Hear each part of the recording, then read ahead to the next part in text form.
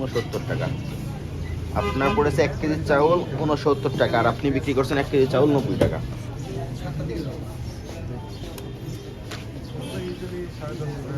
আপনার বক্তব্য চাতালে 1 টাকা করে মূল্য বৃদ্ধি করে দিয়েছে।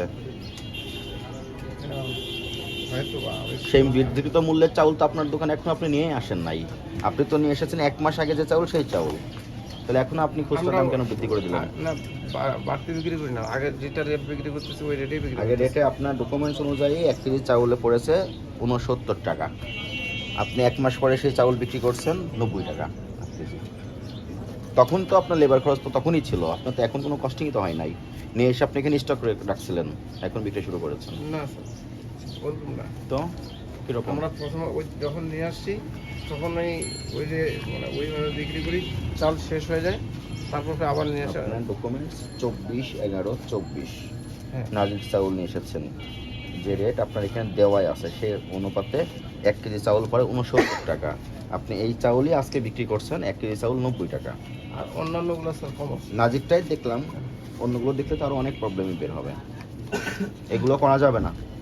ঠিক আছে, ঠিক আছে স্যার, যৌক্তিক পর্যায়ে ব্যবসা করবেন, যৌক্তিক পর্যায়ে মুনাফা করবেন। ঠিক আছে, ঠিক আছে।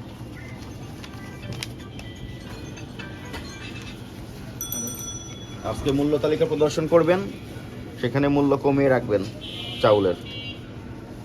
আচ্ছা, ঠিক আছে। একটু আমাদেরকে বলবেন এই এত অসামঞ্জস্য কিভাবে হলো আসলে?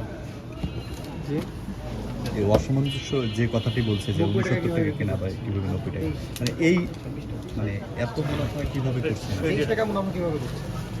30 টাকা তো একটা চালে হচ্ছে, বাকিগুলোতে 12 টাকা 10 টাকা 8 টাকা। মানে এইটার কোনো যৌক্তিক কথা আছে কিনা, উত্তর আছে কিনা আপনার? এটা হচ্ছে আমাদের দোকান ভাড়া কারণে। তাই বলে কি 26 এত লাভ করবেন 1 কেজি চাউলে? 26/12/24 2 লাখ টাকা প্লাস খরচে আছে, এই কারণে। খরচের কারণ, খরচ ছাড়া অন্য কোনো কারণ নেই।